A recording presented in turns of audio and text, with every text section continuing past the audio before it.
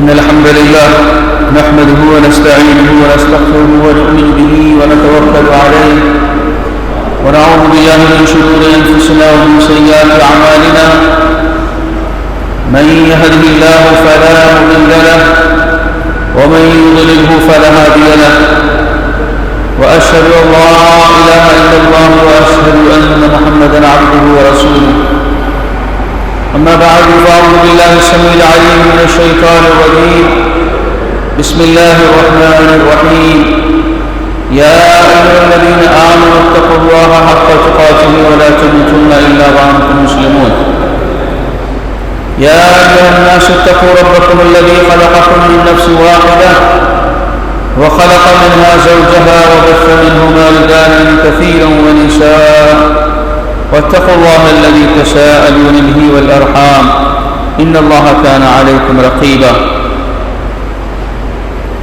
يا أيها الذين آمنوا اتقوا الله وقولوا قولا سديدا يصلح لكم أعمالكم ويغفر لكم ذنوبكم ومن يطع الله ورسوله فقد فاز فوزا عظيما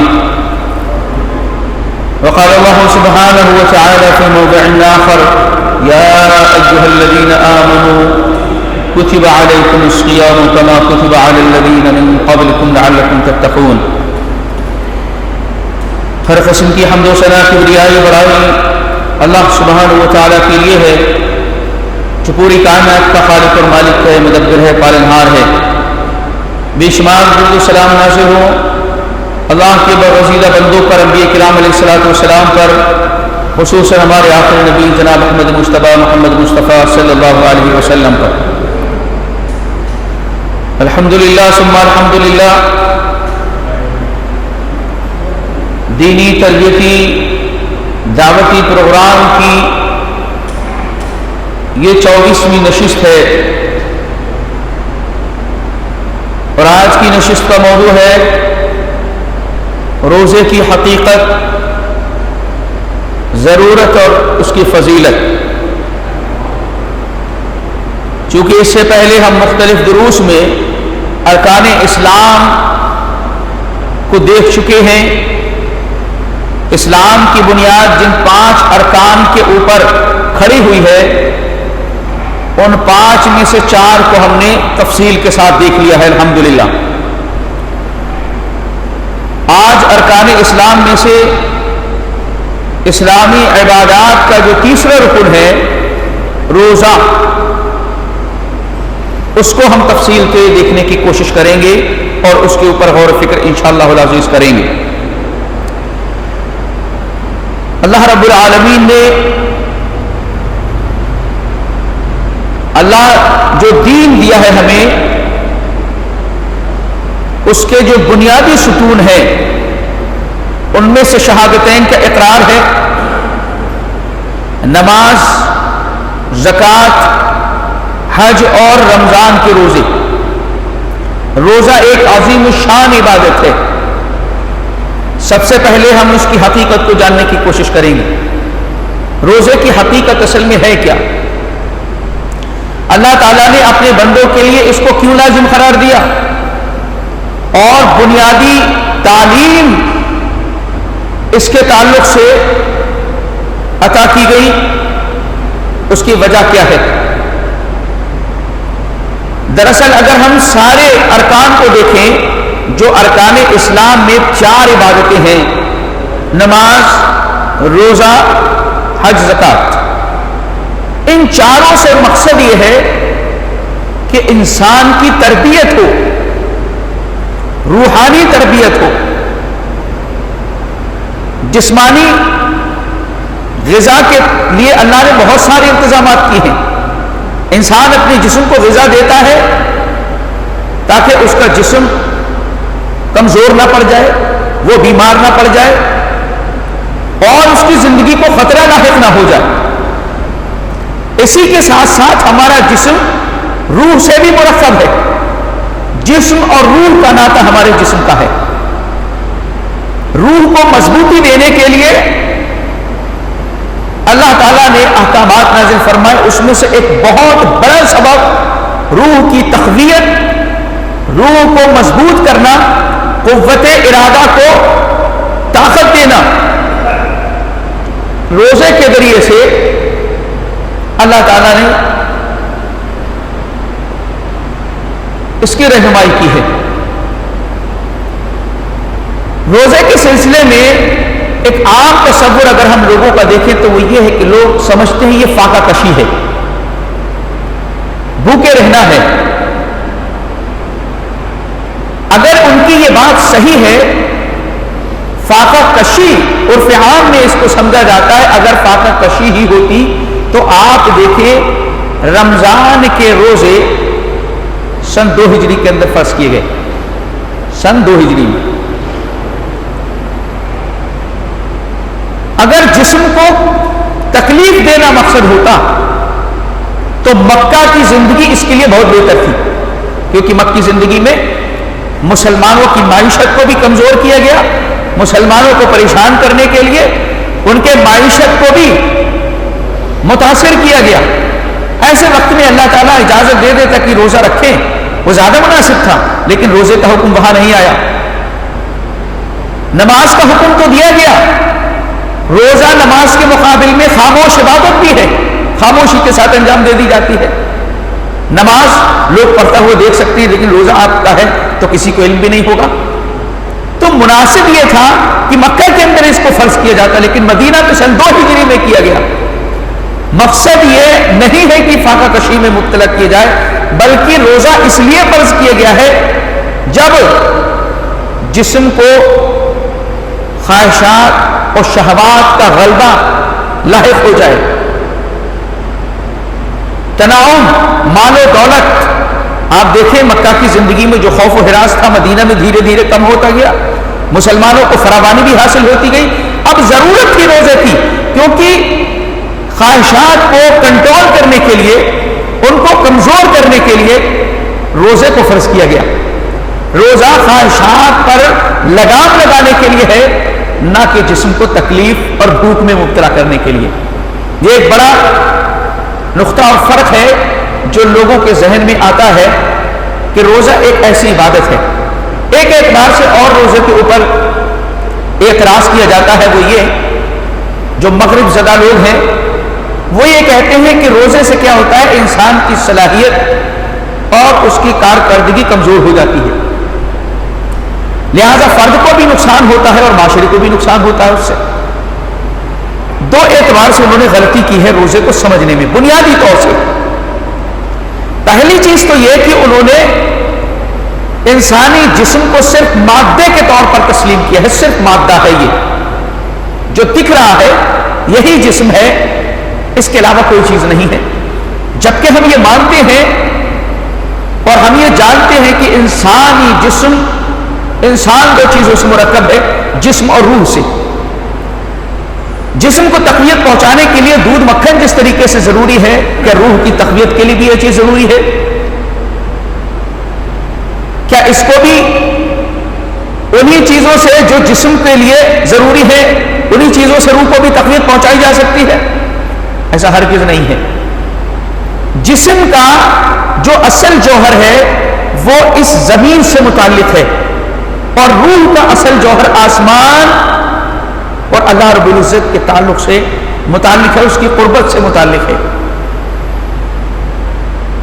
لہذا روح کی غذا کے لیے، روح کو مضبوط کرنے کے لیے، قوت ارادہ کو مضبوط کرنے کے لیے اللہ تعالیٰ نے روزے کو فرض کیا۔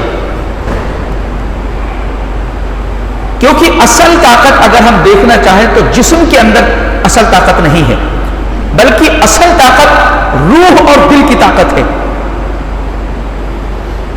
بظاہر ایک جسم بہت کھایا پیا ہے، عیش پرستی والا ہے، لیکن اگر اس کی روح مضبوط نہیں ہے تو وہ ایسا ہے جیسے لکڑی کا کنڈا جو جس کے اوپر خوبصورت لباس پہنا دیا گیا ہے، جو بے فائدہ ہے۔ قرآن نے اس کو بیان کیا ہے، کأنہم خشب مسندہ، یہ دیوار سے ٹیکی ہوئی لکڑیاں ہیں، بس جسم ان کے بڑے خوبصورت ہیں، لیکن اندر سے ان کی ارادی قوت، روح مردہ ہو چکی ہے، مر چکی ہے۔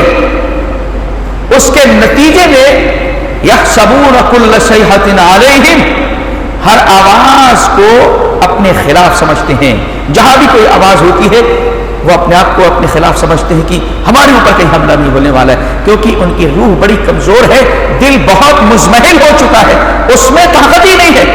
حالانکہ جسم کتنا ہی موٹا اور فروا کیوں نہ ہو، اس کا حال یہی ہوتا ہے. اس کے مقابل میں اگر روح مضبوط ہے، دل کے اندر ارادہ مضبوط ہے، تو پھر اللہ تعالیٰ نے ایسے جوان مردوں کے سلسلے میں فرمایا کم من فئۃ قلیلۃ غلبت فئۃ کثیرۃ باذن اللہ. کتنی ہی چھوٹی چھوٹی ٹکڑیاں بڑی بڑی جماعتوں اور گروہوں کے اوپر غالب آ جاتی ہیں، کیونکہ ان کے اندر دل کی قوت، روح کی مضبوطی اور روح کی تازگی ان کے اندر ہوا کرتی ہے. اس لیے ان کے اندر اصل طاقت جو ہے وہ روح اور دل کی ہے، اس کا اظہار ہوتا ہے. دوسری حقیقت انہوں نے اس چیز پر بھی اس کو بھی نظر انداز کیا ہے، وہ یہ کہ بظاہر روزہ رکھنے والا اس کا جسم کمزور ہو جاتا ہے، اس کو بھوک لگتی ہے، اس کو بظاہر اس کا اثر جو ہوتا ہے سب سے پہلے یہ ہے کہ بڑا کمزور دکھتا ہے. لیکن کیا اس کا کسی بھی چیز کا فوری اثر دیکھ کر کے اس کی اہمیت کا انکار کر دیں گے؟ مان لیجئے کوئی ایک دوا ہے جو کسی کے دل اور دماغ کو تقویت پہنچانے والی ہے، مجرب دوا ہے، تجربہ بھی اس بات کا شاہد ہے کہ یہ بہت مضبوط دوا ہے دل اور دماغ کے لیے. لیکن اس کو کھانے کے بعد کیا ہوتا ہے؟ سستی آتی ہے، خمار آتا ہے، نیند آنے لگتی ہے، لیکن اس کا اثر بہت مضبوط ہوتا ہے جو ابھی نہیں پتہ لگے گا، کچھ وقت کے بعد پتہ لگے گا. کیا اس کے اس ابتدائی اثر کو دیکھ کر کے اس دوا کی اہمیت کو ہم نکار سکتے ہیں؟ ہرگز ایسا نہیں کر سکتے، اس کو نکار نہیں سکتے اس کی اہمیت کو. اسی طریقے سے ہم دیکھیں صوم کا لفظ روزے کے لیے استعمال ہوتا ہے. صوم روزے کے لیے جو لفظ استعمال ہوتا ہے وہ صوم. یا ایھا الذین آمنوا کتب علیکم الصیام، صوم کا لفظ استعمال کیا ہے اللہ تعالیٰ نے. صوم کے معنی ہوتے ہیں کسی چیز سے رک جانا، رک جانا، اپنے آپ کو کسی چیز سے روک لینا. ابتداً یہ لفظ عربوں میں اس گھوڑے کے لیے استعمال ہوتا تھا جس کو جوانی کی عمر تک پہنچنے کے بعد جنگ کی تیاری کے لیے اس کو تیار کیا جاتا تھا، اور اس کا طریقہ یہ ہوتا تھا کہ بتدریج اس کے کھانے پینے کو کم کر دیا جاتا تھا، کھانے پینے کو کم کر دیا جاتا تھا، جس سے اس کا جسم سے مقصد یہ تھا کہ اس کے اندر جنگ کی مشقتوں کو جھیلنے کی صلاحیت پیدا ہو جائے، دشمن سے مقابلے کی قوت پیدا ہو جائے اس کے اندر. یہ مقصد تھا. حالانکہ کیا کر رہے ہیں؟ غذا کو کم کر رہے ہیں. اسی طریقے سے روزے کا مقصد ہے، روزے کا مقصد انسان کو بھوک میں مبتلا کرنا نہیں ہے. روزے کا مقصد یہ نہیں ہے کہ کسی کے پاس کھانے کے لیے نہیں روزہ رکھ لیجئے. روزے کا مقصد یہ قطعاً نہیں ہے، بلکہ روزے کا مقصد یہ ہے جو خواہشات اور شہوات کا غلبہ روح کو کمزور کر دیتا ہے، اس خواہشات کے غلبے کو اور شہوات کے غلبے کو کمزور کیا جائے اور اس کو کچل دیا جائے. اور ساتھ میں روزے میں انسان ضبط کرتا ہے. روزے کا ایک مفہوم صبر کے ساتھ بھی ہے. انما یوفی الصابرون اجرهم بغیر حساب. اللہ تعالیٰ صبر کرنے والے کو بے حساب روزیاں دیتا ہے. یہی بات روزے کے سلسلے میں ہے. اللہ تعالیٰ حدیث قدسی میں ارشاد فرماتا ہے صوم لی والا جی بھی، روزہ میرے لیے میں اس کا بدلہ دوں گا. کیونکہ اس میں بھی صبر کرتا ہے بندہ روزہ رکھ کر کے، اپنے آپ کو کھانے سے روکتا ہے، پینے سے روکتا ہے، اور مرد و عورت کی جنسی تعلقات سے اپنے آپ کو دور رکھتا ہے. تو اس سے کیا ہوتا ہے؟ اس کے اندر مضبوطی آتی ہے، ارادے کی قوت آتی ہے، اور حق کے مقابلے میں لڑنے کے لیے اور حق کی راہ میں تکلیفیں برداشت کرنے کی صلاحیت اس کے اندر پیدا ہوتی ہے. روزہ بڑی عظیم الشان عبادت ہے اس تعلق سے کہ اس کے ذریعے سے روح کو مضبوط کیا جاتا ہے، اور تقوی جیسی صفت اس سے مطلوب ہے. تقوی کا معنی یہ ہے کہ انسان اپنی ساری خواہشات کو رب کے تابع کر دے، رب کے تابع کر دے. انسانوں کے تعلق سے روزے میں اصل کیا ہے؟ رکنا کس چیز سے؟ کھانے سے، پینے سے اور بیوی سے ملاقات سے. ان تین چیزوں سے رکنا ہوتا ہے. ہمارے دین نے جو ارکان کے طور پر روزے کو ذکر کیا ہے وہ کس کے لیے کیا ہے؟ رمضان کے روزے. صرف روزہ نہیں ہے ہمارے دین کا رکن، صرف روزہ نہیں ہے بلکہ رمضان کے روزے رکھنا فرض ہے. آپ رمضان کے مہینے میں دیکھیں، روزے کے علاوہ نہ تو آپ کے اوپر قیام اللیل فرض ہے، نہ اعتکاف فرض ہے، نہ لیلۃ القدر کے اندر شب بیداری فرض ہے. روزہ فرض ہے رمضان کا، پورے مہینے کا. لہذا روزے کو اس لیے فرض کیا گیا ہے تاکہ انسان کے اندر جو خواہشات کا غلبہ ہے اس کو کمزور کیا جائے. اور اسی وجہ سے مکہ میں فرض نہ کر کے مدینہ میں اس کو فرض کیا گیا، کیونکہ وہاں عیش و آرام اور مال و دولت کی فراوانی شروع ہو گئی تھی. اب وہاں پر ضرورت تھی اس نفس کو کنٹرول کیا جائے اور اس کی خواہشات کو کنٹرول کیا جائے، اس لیے روزے کو وہاں پر فرض کیا گیا. اور ضرورت ہے اس کی، کیونکہ اگر دیگر جو عبادات ہیں ان میں آپ دیکھیں، نماز کا معاملہ ہے. نماز سے کیا مقصد ہے؟ بار بار 5 وقت روح کی ملاقات رب العالمین سے کرائی جاتی ہے. اقم الصلاۃ لذکری، نماز اللہ کے ذکر اور یاد کے لیے ہے. اس سے روح کو تازگی ملتی ہے، روح مجلہ اور روشن ہوتی ہے، روح کے اندر طاقت اور مضبوطی پیدا ہوتی ہے. زکوٰۃ کے تعلق سے کیا فرمایا؟ خذ من اموالہم صدقۃ تطہرھم وتزکیہم بہا. آپ ان سے، ان کے مالوں میں سے زکوٰۃ لیں، ان کے مالوں کو پاک کریں اور ان کو پاک کریں، ان کے نفس کا تزکیہ کریں.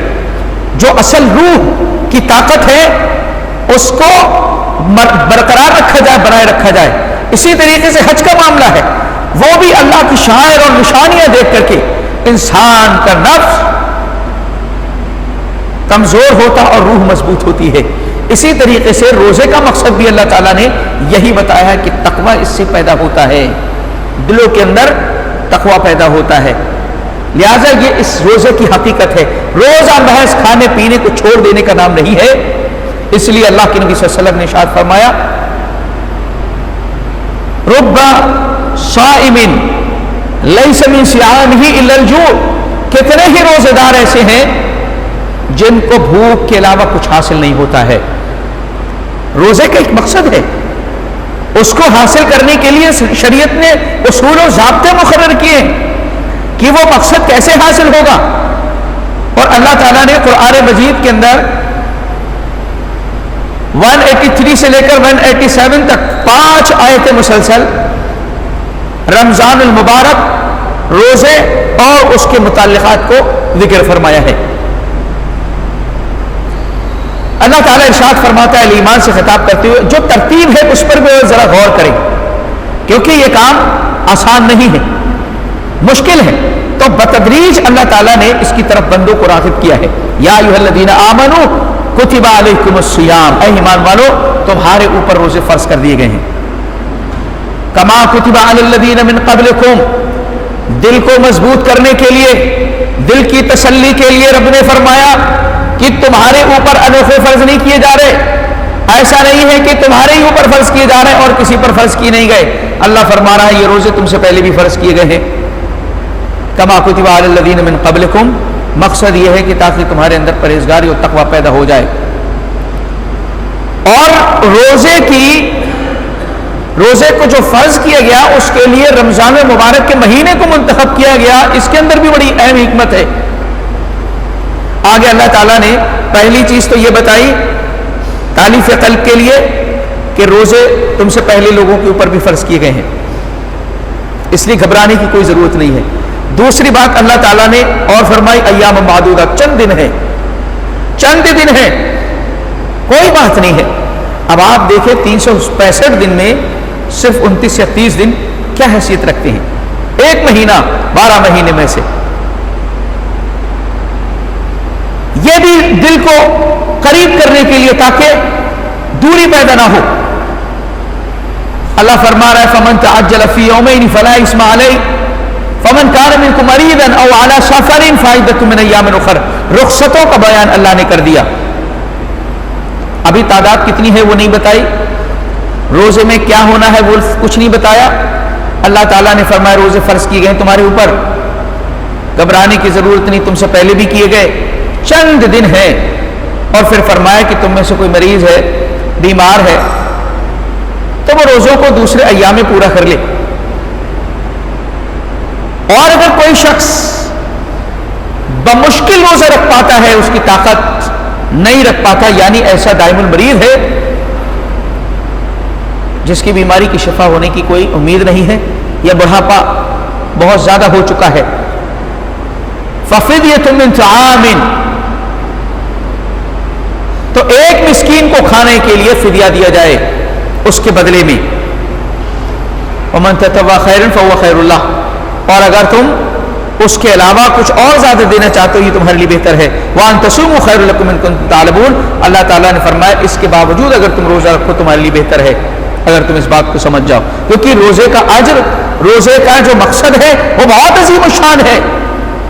بیماری تمہاری ہے ضرور اور ایسی ہے کہ صحیح ہونے میں نہیں آ رہی ہے، لیکن تمہارے اندر اگر اتنی طاقت ہے کہ تم اس کو رکھ سکتے ہو تو تمہارے لیے بہتری خیر اسی میں ہے کہ روزہ رکھو، کیونکہ روزے کے مقام تک نہیں پہنچ سکتی کوئی عبادتیں جو اس کا مقام ہے، جو مقصد ہے وہ بہت عظیم شان ہے، تقوی کا حصول. اور اصل مقام اللہ کے یہاں پر بندے کا اس کا ہے جو تقوی والا پرہیزگار ہے. اللہ نے ایک طریقہ دیا ہے تمہیں اللہ سے قریب ہونے کا، رب کے ہاں معزز ہونے کا موقع دیا ہے. ان اکرمکم عند اللہ اتقاکم، سب سے معزز اللہ کے نزدیک وہ ہے جو تقوی والا ہے، پرہیزگار ہے. اللہ نے روزے فرض کر دیے ہیں، تقوی اپنے اندر پیدا کریے اور اللہ سے قریب ہو جائیے، لہذا اس کا مقابلہ نہیں ہو سکتا ہے. وان تصوموا خیر لکم ان کنتم تعلمون. اس کے بعد اللہ فرما رہا شہر رمضان الذی انزل فیہ القرآن، رمضان کا وہ مہینہ ہے. اب مہینے کی بات ہو رہی ہے، اب اس کے ساتھ ہی پورے مہینے کے روزے کی وضاحت اللہ فرما رہے ہیں. شہر رمضان الذی انزل فیہ القرآن ھدی للناس وبینات من الھدی والفرقان فمن شہد منکم الشہر فلیصم. اللہ تعالیٰ نے یہاں پر پورے مہینے کے روزوں کو لازم قرار دے دیا. رمضان کا وہ مہینہ ہے جس میں قرآن مقدس کا نزول ہوا، اور اللہ کی یہ کتاب ایسی ہے جو کتاب ہدایت ہے، حق اور باطل کے درمیان فرق کرنے والے دلائل اس میں موجود ہیں اور ہدایت کے واضح دلائل و بینات موجود ہیں. قرآن مجید رمضان المبارک کا مہینہ روزوں کے لیے منتخب کیوں کیا اللہ تعالیٰ نے؟ ایک سوال ہے، روزوں کے لیے اور بھی 11 مہینے تھے، رمضان المبارک کا انتخاب کیوں کیا گیا ہے؟ اس کو ذرا سمجھنے کی کوشش کریں. اللہ تعالیٰ نے قرآن مقدس کے سلسلے میں اس آیت کریمہ میں تو یہی بیان فرمایا ھدی للناس، یہ لوگوں کے لیے ہدایت ہے. لیکن سورۃ البقرہ شروع ہو رہی ہے، اس میں کیا فرمایا رب نے؟ الف لام میم ذالک الکتاب لا ریب فیہ ھدی للمتقین. یہ کتاب کس کے لیے؟ کتاب ہدایت ہے متقی لوگوں کے لیے. روزے کا مقصد کیا ہے؟ تقوی پیدا کرنا. اللہ اکبر. یہ کتاب اللہ کی لوگوں کی ہدایت کے لیے نازل کی گئی ہے، لیکن اصل اللہ تعالیٰ کی اس کتاب سے فائدہ اٹھانے والے متقی لوگ ہیں. متقی لوگوں کو جتنا فائدہ یہ کتاب دیتی ہے کسی کو فائدہ نہیں دیتی. کسی کو 1%, 2%, 3-4% ہو سکتا ہے فائدہ، لیکن اللہ تعالیٰ کی اس کتاب کا مکمل فائدہ اگر کسی کو ہوتا ہے تو متقی لوگ ہیں. اور اللہ فرما رہا ہے اپنے اندر تقویٰ پیدا کرنا ہے تو روزہ رکھو، اور روزے کو شرائط، واجبات، اصول، ضابطوں کے ساتھ رکھو تاکہ تمہارے اندر تقویٰ پیدا ہو جائے۔ جب تقویٰ پیدا ہو جائے گا تو یہ کتاب تمہاری مکمل رہنمائی کرے گی۔ اللہ اکبر، بہت عظیم نسبت اللہ تعالیٰ نے اس میں کیا ہے۔ متقی لوگوں کے لیے ہدایت ہے یا صحیح معنی میں کرنے والی کتاب ہے۔ تو روزہ تقویٰ پیدا کرتا ہے۔ اس کا مطلب یہ کہ روزہ اس لیے فرض کیا گیا ہے تمہارے اندر تقویٰ پیدا ہو، اور تقویٰ پیدا ہو جائے گا تو اللہ تعالیٰ کی یہ کتاب تمہاری رہنما بن جائے گی، تمہاری صحیح رہنمائی کرے گی۔ کریکٹ رہنمائی متقی لوگوں کے لیے ہے، یہ اللہ کی کتاب کرے گی۔ اللہ نے فرمایا اس مہینے کو فمن شہد منکم الشہر فلیصم، جو شخص اس مہینے کو پائے اس کو چاہیے کہ مہینے کا روزہ رکھے۔ یہاں پر پورے مہینے کو روزے فرض قرار دے دیے گئے۔ اس کے بعد اللہ پھر فرما رہا فمن کان منکم مریضا او علی سفر، تم میں سے اگر کوئی بیمار ہے اور مسافر ہے تو اس کو چاہیے کہ دوسرے دنوں میں ان کی گنتی کو پورا کر لے، ان کو قضا کر لے دوسرے ایام میں، لیکن یہ گنتی پوری کرنی ہے ایک مہینے کی۔ اسی طریقے سے آپ دیکھیں پچھلی آیت میں اور اس آیت میں کیا فرق ہے۔ وہاں بھی بیمار و مسافر کو اللہ نے ذکر کیا، یہاں بھی بیمار و مسافر کو ذکر کیا ہے۔ وہاں فدیہ کی بات کہی ہے، فدیہ دینے کی بات کہی ہے، اور یہاں یرید اللہ بکم الیسر ولا یرید بکم العسر، اللہ تمہیں مشکل میں ڈالنا نہیں چاہتا، اللہ تو تم سے آسانی چاہتا ہے۔ لوگ سمجھتے ہوں گے مسلمان خواہ مخواہ میں اپنے آپ کو پریشان کرتے بھوکا رکھ کر کے، اللہ فرما رہا مشکل میں تمہیں کہاں ڈال لیں؟ اس جسم کی غذا یہی روزے ہیں، اس جسم کو تقویت پہنچانے والی، اس روح کو جو تمہیں رب العالمین سے قریب کرنے والی ہے اس کو تقویت پہنچانے والے یہ روزے ہیں۔ اللہ نے فرمایا کہ اللہ تم سے مشکلات نہیں چاہتا بلکہ تم سے آسانیاں چاہتا ہے۔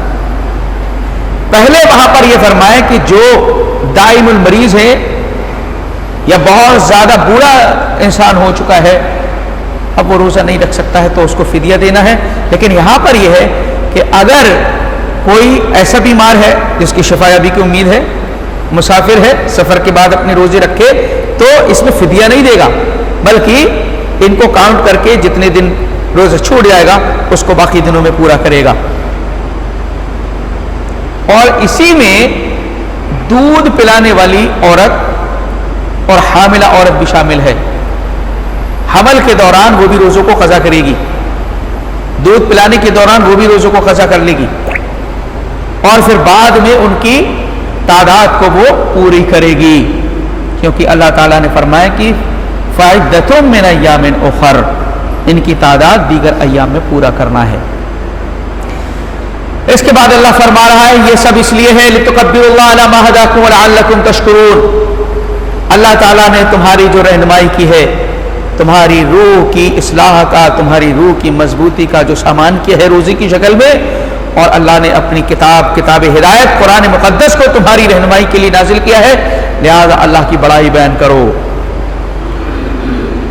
ان دنوں کو پورا کر کے اللہ رب العزت کی بڑائی بیان کرو اور اس کا شکر ادا کرو، کیونکہ یہ بہت بڑا انعام ہے رب العالمین کا اپنے بندوں کے لیے۔ اس نے تقویٰ پرہیزگاری پیدا کرنے کے لیے ایک تربیتی پروگرام رکھا ہے ایک مہینے کا، جس سے انسان کے اندر تقویٰ پیدا ہوتا ہے، روک ٹوک پیدا ہوتی ہے۔ آپ تو دیکھیں کہ آج اور آگے آنے والے وقت میں جس طریقے سے دنیا کے اندر عیش و آرام کے سامان مہیا ہو رہے ہیں، انسان اتنا سہولت پسند، آرام پسند ہو گیا ہے کہ اس کو مشقت کا کہیں موقع ہی نہیں ملتا ہے، لیکن روزوں کے ذریعے سے ان کی تربیت کی گئی کہ اپنے آپ کو روکو، خواہشات پر کنٹرول کرو، کھانے پینے پر لگام لگاؤ، اور یہ صرف رب العالمین کے حکم کی بنیاد پر ہوگا۔ اللہ کا حکم ہے اس لیے کھانے پینے پر کنٹرول کرو، ورنہ آج کس کے پاس کھانے پینے کی کمی ہے؟ یہ کھانے پینے کی کمی کی وجہ سے روزے نہیں فرض کیے گئے، بلکہ روزے فرض اس لیے کیے گئے تاکہ زیادہ کھانے کی وجہ سے جو غفلت طاری ہوتی ہے، زیادہ عیش و آرام کے سامان کو استعمال کرنے کی وجہ سے جو نفس کے اوپر گندگی لاحق ہوتی ہے، اس کو دھویا جائے، اس کو سیخل کیا جائے اور روح کو توانا اور مضبوط کر دیا جائے۔ اس لیے کیا ہے، اللہ فرما رہا ہے رب کا شکر ادا کرو اس بات پر کہ اس نے تمہارے لیے یہ ٹریننگ کا موقع مہیا کیا ہے۔ اللہ تعالیٰ نے اس کے بعد احل لکم لیلۃ الصیام الرفث الی نسائکم ہن لباس لکم وانتم لباس لہن۔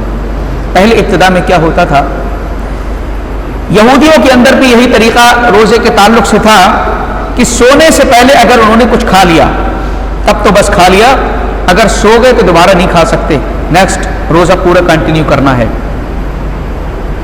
ایسے ہوا اللہ کے نبی صلی اللہ علیہ وسلم کے زمانے میں ایک صحابی نے اپنے گھر پہنچے، دیکھا کھانا تیار نہیں ہے،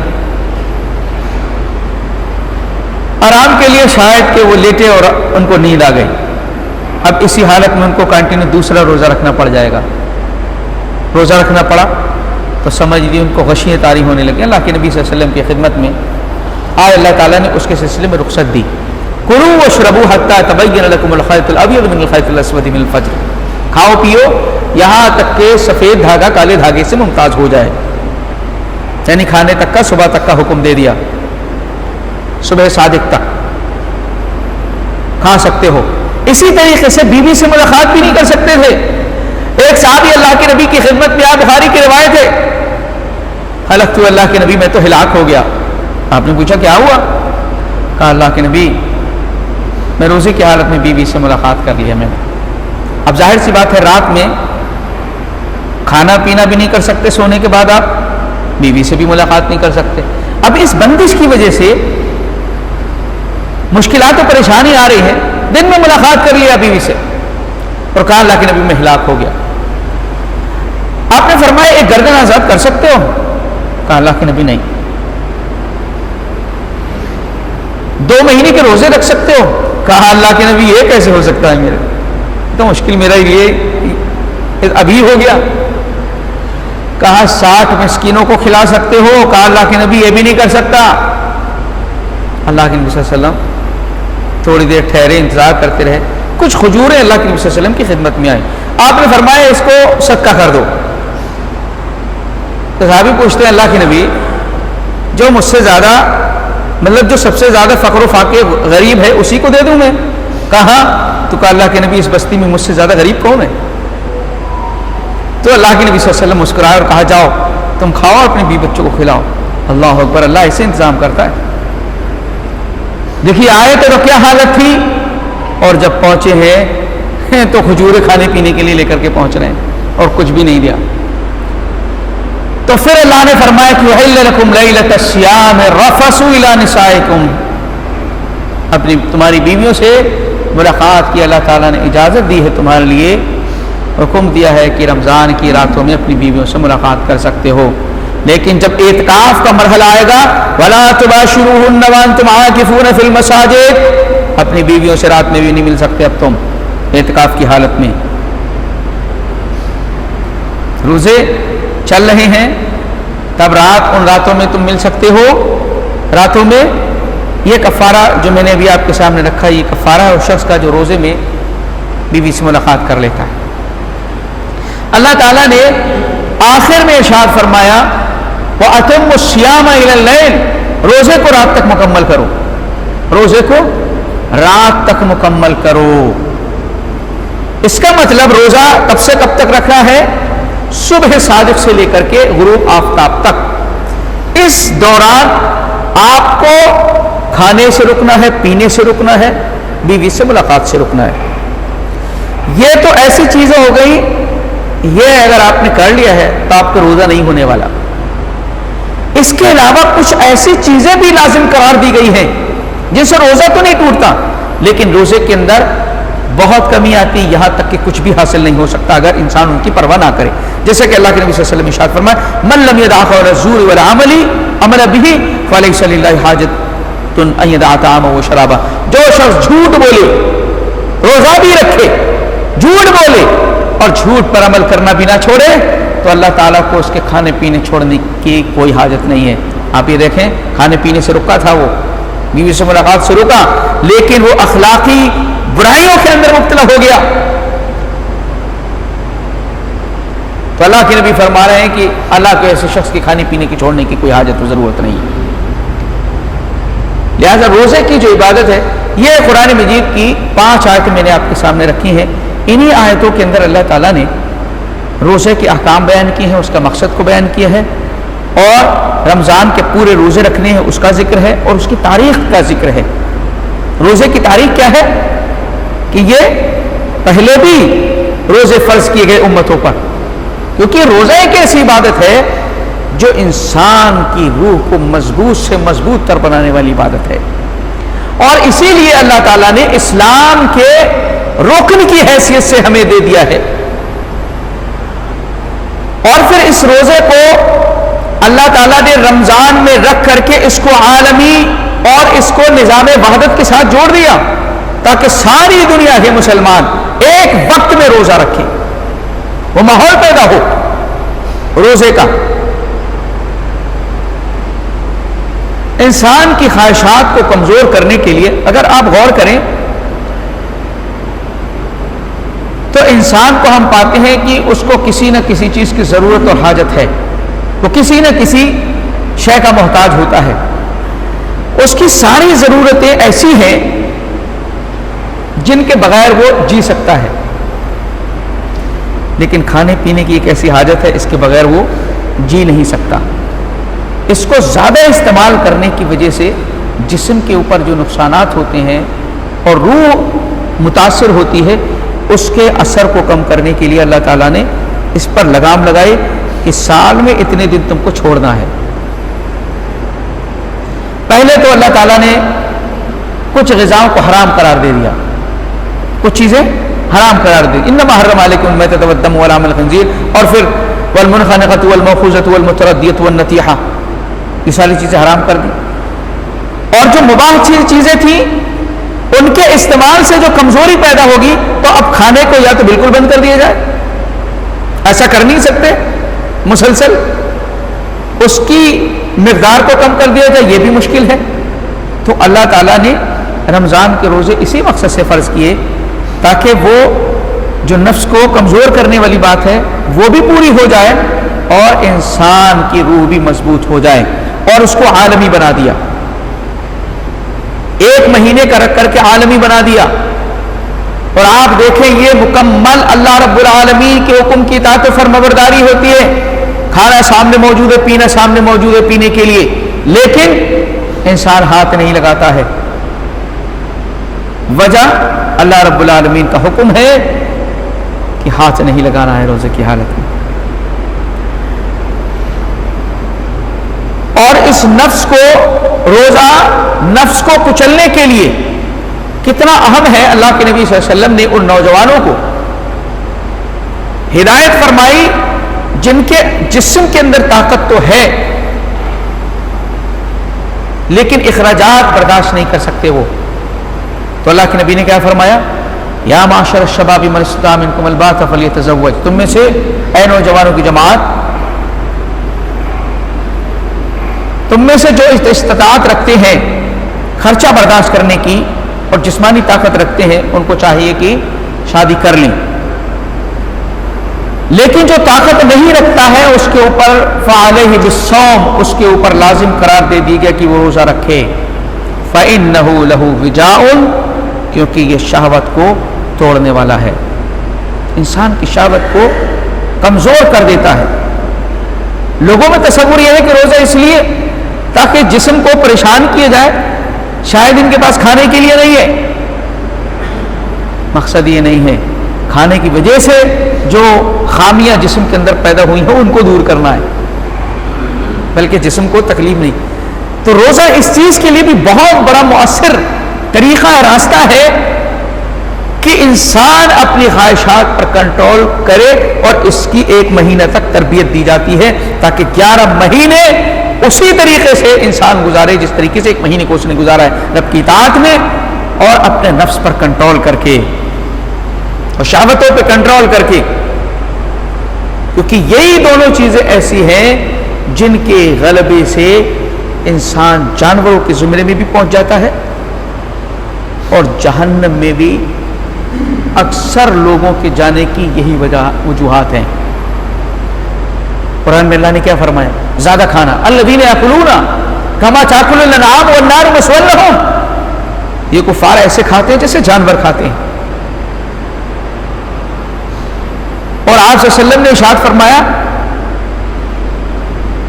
شہوت کو روکنے کے لیے، آپ نے کیا فرمایا؟ ما یکثر ما یدخل الناس النار، سب سے زیادہ جہنم کے اندر داخل ہونے والے وہ لوگ ہیں، جو چیز ان کو داخل کرے گی لوگوں کو سب سے زیادہ، وہ کیا؟ الفم والفرج، منہ ہے اور شرمگاہ.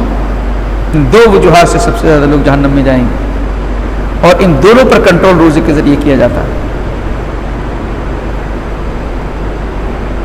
دونوں کے ذریعے سے، دونوں کو روزے کے ذریعے سے کنٹرول کیا جاتا ہے. اکثر لوگ اسی وجہ سے جاتے ہیں. اللہ کے نبی نے فرمایا کہ ما ملأ ابن آدم وعاء من شر بطنہ، سب سے برا برتن اگر کوئی ابن آدم بھرتا ہے تو اس کا پیٹ ہے. یہ سب سے برا برتن ہے. کھانے پر لگام، ایک مہینے کے لیے ایسی ٹریننگ دی جاتی ہے، اس کو سوچنے پر مجبور کیا جاتا ہے. روح کے تو فائدہ ہوتا ہی ہے، جسمانی اعتبار سے بھی انسان اس روزے کے ذریعے سے مضبوط و توانا ہو جاتا ہے، اور مشکلات برداشت کرنے کی اس کے اندر صلاحیت پیدا ہو جاتی ہے، سختیاں جھیلنے کی اس کے اندر قوت پیدا ہو جاتی ہے. ورنہ عیش و آرام کے ذریعے سے انسانی جسم اتنا کمزور اور بیکار ہو جاتا ہے کہ وہ کچھ نہیں کر سکتا. روزے کے ذریعے سے اس کے اندر مجاہدانہ، کیونکہ زندگی نام ہی جد و جہد کا ہے. لقد خلقنا الانسان فی کبد، ہم نے انسان کو مشکلات میں پیدا کیا ہے، جد و جہد ہے اس کی زندگی میں. وجاہدوا فی اللہ حق جہادہ، اللہ کے راستے میں جہاد کریے، جد و جہد کریے، مشکلات کو برداشت کریے، اور کلمہ حق کی غلبے کے لیے تیار رہیے. یہ صفت بھی اس روزے کے ذریعے سے پیدا ہوتی ہے انسان کے اندر، جد و جہد، مشقت کو برداشت کرنا. اور ساتھ میں اس کے ذریعے سے غریب غربا پروری بھی ہوتی ہے. ان مالداروں کو احساس دلایا جاتا ہے اس روزے کے ذریعے جنہوں نے کبھی بھوکا نہیں رہے، لیکن ان روزے دار، ان غریبوں کی بھوک کا احساس ان کو ہو جائے کہ بھوک کے اندر تکلیف کیسی ہوتی ہے. اللہ تعالیٰ نے اس روزے کے ذریعے سے بڑے بڑے مالداروں کو بھی بھوکا رہنے کی ٹریننگ دی، اور بھوکا رہ کر کے احساس کیا ہوتا ہے اس احساس کو پیدا کرایا ان کے اندر. یعنی جو کھانا تمہارا بچ رہا ہے، نہیں کھایا ہے، اس کو غریبوں کے اندر بھی تقسیم کریے. یہ سارے مقاصد اس روزے کے ذریعے سے اللہ تعالیٰ نے جوڑ دیے ہیں. اس کی فضیلت کے تعلق سے اگر ہم دیکھیں، اللہ کے نبی صلی اللہ علیہ وسلم بہت ساری حدیثیں بیان کی. دیکھیے، میں رمضان کے تعلق سے نہ تو قیام اللیل پر آپ کے آ رہا ہوں، نہ اعتکاف پر، نہ لیلۃ القدر پر. صرف روزہ اللہ تعالیٰ نے ارکان اسلام میں داخل کیا ہے، صرف روزے پر، رمضان کے روزے، اسی پر صرف ہم گفتگو کر رہے ہیں، اس کے علاوہ نہیں. اس کے فائدے کیا ہیں، اس کی حقیقت کیا ہے روزے کی، اور اس کی ضرورت ہے ہمارے جسم کو. ورنہ یہ جسم ہمارا خواہشوں کا، شہوات کا گہوارہ بن جائے گا، اور پھر ہماری روح اتنی کمزور ہو جائے گی کہ اوپر اٹھنے کے لیے اس کے اندر طاقت نہیں رہے گی. اس کو اوپر اٹھانے کے لیے اس کو مضبوط کرنا ہے، اور اس کا طریقہ یہ زمینی غذا نہیں چاہیے روح کے لیے، بلکہ آسمانی غذا چاہیے. اس کے لیے ہی قرآن مجید کو کہ نزول کے مہینے کو رمضان کے روزوں کے لیے اللہ تعالیٰ نے مقرر فرمایا ہے. قرآن اللہ کا کلام ہے، اس کی تعلیمات انسان کو سربلند کریں. قرآن اوپر سے آیا ہوا ہے، تو انسان کو وہ غذا دی گئی قرآن کے ذریعے سے کہ اب اوپر اٹھ سکتا ہے یہ. لیکن زمین کی جو شہوات ہیں، خواہشات ہیں، ان پر کنٹرول کرے، ان کو روکے. فضیلت کے سلسلے میں کئی احادیث ہے. اللہ کے نبی صلی اللہ علیہ وسلم نے ارشاد فرمایا کہ من صام رمضان ایمانا واحتسابا غفر له ما تقدم من ذنبه، جس شخص نے رمضان کے روزے ایمان کے ساتھ ثواب کی نیت سے رکھے، اللہ تعالیٰ اس کے گزشتہ گناہوں کو معاف فرما دیتا. رمضان کے روزے ہی ارکان اسلام کے اندر ہیں. اسی طریقے سے اللہ کے نبی صلی اللہ علیہ وسلم نے ارشاد فرمایا، حدیث قدسی میں اللہ تعالیٰ فرماتا ہے ہر عمل ابن آدم کا 10 سے لے کر کے 700 گنا تک اجر کا مستحق بنتا ہے، الا الصوم، سوائے روزے کے۔ الصوم لی وانا اجزی بہ، روزہ میرے لیے ہے اور اس کا اجر میں دوں گا۔ اللہ تعالیٰ اس کا اجر دے گا، کتنا اجر دے گا کوئی تصور نہیں کر سکتا ہے، لیکن ثواب اور اجر روزے کے جو تقاضے ہیں ان کو پورا کر کے، اصول و ضابطے ہیں اس کے مطابق روزہ رکھیں گے، دین و شریعت کے احکامات کو نظر انداز نہیں کریں گے، تب اللہ کی طرف سے یہ خوشخبری ہے۔ اسی کے ساتھ آپ صلی اللہ علیہ وسلم نے فرمایا کہ للصائم فرحتان، روزہ رکھنے والے کے لیے 2 خوشیاں ہیں۔ کتنی؟ 2 خوشیاں ہیں۔ پہلی خوشی عند فطرۃ الصائم، روزہ افطار کرتے وقت اس کو پہلی خوشی حاصل ہوتی ہے، دن بھر کا بھوکا ہے اور مرجھایا ہے، موسم کا بھی اثر اس کے اوپر ہے، لیکن جب افطار کر لیتا بڑا سرور اس کو ملتا ہے، بہت خوشی ہوتی ہے۔ ایک تو اس وقت خوشی اس کو ملتی ہے وَعِندَ لِقَاءِ رَبِّهِ، اور دوسری خوشی روزے دار کو اس وقت ملے گی جب وہ اپنے رب سے ملاقات کرے گا۔ اللہ اکبر، روزہ معمولی عمل نہیں، اپنے رب سے ملاقات کرے گا تو اس کا دل کتنا خوش ہوگا، اس کا اندازہ ہم نہیں کر سکتے۔ اللہ کے نبی صلی اللہ علیہ وسلم نے ایک حدیث میں اور فرمایا الصیام جنہ، روزہ ڈھال ہے، من النار، جہنم کی آگ سے بچاؤ کے لیے ڈھال کا کام کرتا ہے روزہ۔ کجنۃ احدکم فی القتال، جیسا کہ قتال، میدان قتال میں ایک ڈھال ہوتی ہے، انسان اپنی اس سے حفاظت کرتا ہے، تلوار کے وار کو روکتا ہے، لاٹھی ڈنڈے کے وار کو روکتا ہے، نیزے کے وار کو روکتا ہے، اسی طریقے سے روزہ کیا ہے، انسان کے لیے ڈھال کا کام کرے گا، جہنم سے بچانے میں ڈھال کا کام کرے گا روزہ، ڈھال ہے روزہ۔ اور اللہ کے نبی صلی اللہ علیہ وسلم نے ارشاد فرمایا لخلوف فم الصائم اطیب عند اللہ من ریح المسک، روزے دار کے منہ سے آنے والی بو اللہ رب العزت کے یہاں پر مشک کی خوشبو سے بھی زیادہ معطر اور پاکیزہ ہے۔ کیا اونچا مقام دیا ہے روزے دار کو، اجر بے حساب ہے، اور پھر اس کے اوپر جو حالات طاری ہو رہے ہیں اس کے اوپر انعامات، کیونکہ بھوک کی وجہ سے جو بو منہ کے اندر آتی ہے، اللہ فرما رہا ہے کہ اللہ کے نبی فرما رہے ہیں اللہ کے نزدیک وہ مشک کی خوشبو سے بھی زیادہ معطر ہے، پاکیزہ ہے، معمولی عمل نہیں، بہت عظیم الشان عمل ہے، اور اس کا مقصد ہر فرد کی کہ نفس کی اصلاح ہے۔ اللہ تعالیٰ نے اپنے نبی کو کیوں مبعوث فرمایا اس دنیا میں؟ لقد من اللہ علی المؤمنین اذ بعث فیہم رسولا من انفسہم یتلو علیہم آیاتہ ویزکیہم ویعلمہم الکتاب والحکمہ وإن كانوا من قبل لفی ضلال مبین۔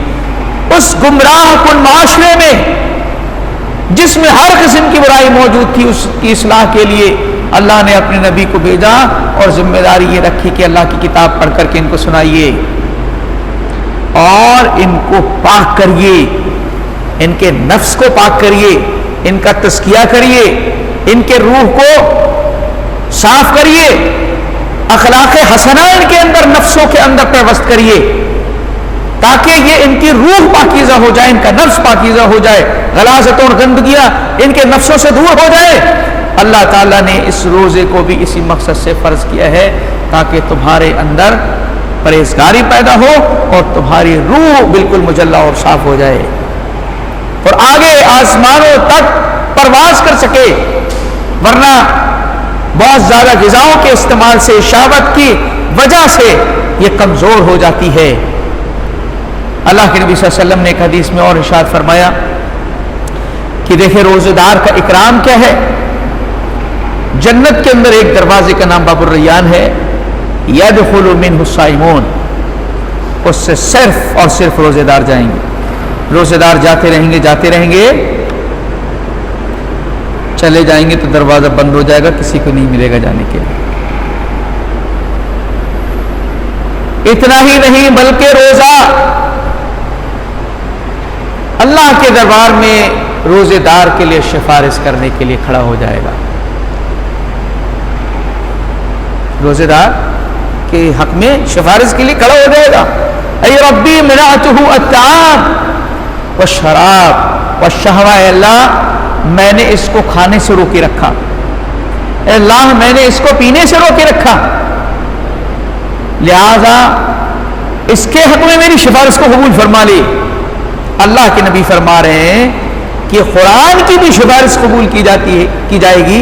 اسی طریقے سے قرآن بھی کہے گا اللہ میں نے راتوں میں اس کو چھوڑنے سے روک رکھا تھا،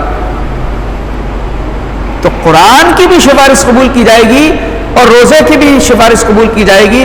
قرآن اور روزے کا بہت گہرا تعلق ہے جناب۔ شہر رمضان الذی انزل فیہ القرآن، رمضان کے مہینے میں ہی قرآن نازل ہوا ہے۔ روزہ بھی سفارش کر رہا ہے، قرآن بھی سفارش کر رہا ہے۔ کیا چاہیے؟ کتنی فضیلت اور اجر کی بات ہے، کیونکہ یہ کوئی معمولی عمل نہیں، اللہ تعالیٰ نے اس کو اسلام کے پلر کے طور پر مسلمانوں کو متعارف کرا۔ پلر ہے، یہ دین کا ستون ہے، اس کے اندر اتنی گہرائی ہے، اتنی وسعت ہے، آپ اس کو سمجھتے چلے جائیے۔ یہ کتنا بھی وہ شان عمل ہے جو ایک بندے کی کامیابی کے لیے اللہ تعالیٰ نے ہم سب کو عطا کیا ہے۔ اللہ کے نبی صلی اللہ علیہ وسلم نے اس کے برخلاف جو شخص رمضان کا مہینہ پالے اور اپنی سفارش نہ کرا سکے تو حضرت جبرائیل کی اس بددعا پر کہ اس کی ناک خاک آلود ہو، جو رمضان کا مہینہ پائے اور اپنی بخشش اور مغفرت نہ کرا سکے، اس سے بڑا بد نصیب کوئی نہیں ہے۔ اللہ کے نبی فرما رہے آمین، اللہ قبول کرے اس کو۔ رمضان المبارک، اس کا روزہ یہ ہمارے دین کا ستون ہے، اس کو ہمیں سمجھنا ہے۔ روزے کے فضائل کے سلسلے میں یہ چند حدیثیں، ایک حدیث اللہ کے نبی نے اور بیان فرمائے کہ من فطر صائما فلہ مثل اجر، جو شخص کسی روزے دار کو افطار کرا دے اللہ اس کو بھی اتنا ہی اجر عطا کرتا ہے۔ کتنا بڑا ثواب اور اجر ہے۔ رمضان المبارک کے روزے فرض ہیں، باقی اس کے علاوہ اور بھی کوئی روزہ فرض ہے؟ آپ لوگوں سے سوال ہے، جماعت دوڑ رہی۔ رمضان کے روزوں کے علاوہ بھی کوئی روزہ فرض ہے؟ ضروری ہے اور لازم ہے؟ جی، اس کے علاوہ نہیں ہے کوئی روزہ فرض؟ ہر مہینے کے 3 روزے، ایام 20 کے 13، 14، 15، ہر ہفتے میں 2 روزے، سوموار اور جمعرات کوئی فرض ہے؟ ذی الحجہ کے روزے، یوم عرفہ کا روزہ، عاشورہ کا روزہ کوئی فرض ہے؟ اس کے علاوہ کوئی روزہ فرض نہیں ہے کوئی روزہ فرض ہے؟ شوال فرض نہیں ہے؟ جو چاہے اس کو 1 سال کے روزوں کا ثواب ملے رکھے، نہیں رکھے کوئی بات نہیں۔ فرض رمضان کے روزے کیے گئے، لیکن فرض کے علاوہ بھی روزوں کی فضیلتیں بتائی گئیں اور مسنون ہے بہت سارے روزے رکھنا، ہفتے میں ہے، مہینے میں ہے۔ اللہ کے نبی صلی اللہ علیہ وسلم شعبان میں کثرت کے ساتھ روزہ رکھتے تھے۔ لازم ہو جاتا ہے کوئی روزہ نہیں، اگر کسی نے نظر مان لیا ہے نا، کسی نے نظر مان لیا تب اس کو رکھنا ہی پڑے گا، اب اس کو چارہ نہیں ہے۔ اس نے اپنے اوپر لازم کر لیا، یہ روزہ بھی اس کے لیے ضروری ہے، باقی فرض نہیں ہے۔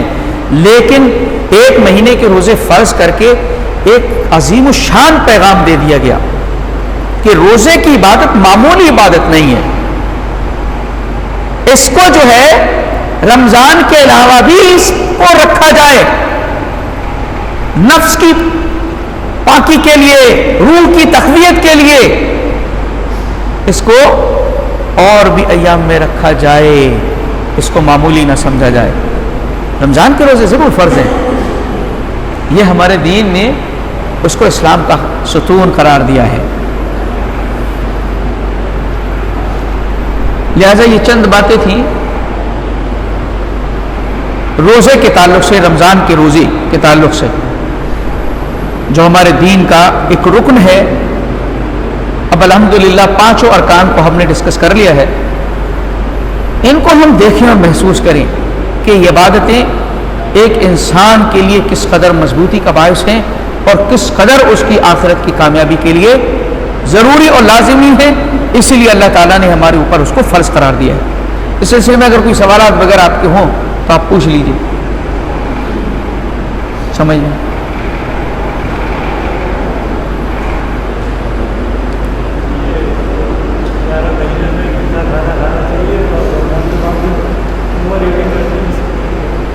رمضان کے علاوہ تو دیکھیے اس سے پھر نقصان تو ہونا ہی ہے، بہت زیادہ کھانے کی وجہ سے ہی، کیونکہ یہ چیز اللہ رب العزت جانتا ہے کہ آگے اس امت کا فتنہ مال ہے، عیش آرام تنعم، یہ ساری کی ساری چیزیں حاصل ہوں گی۔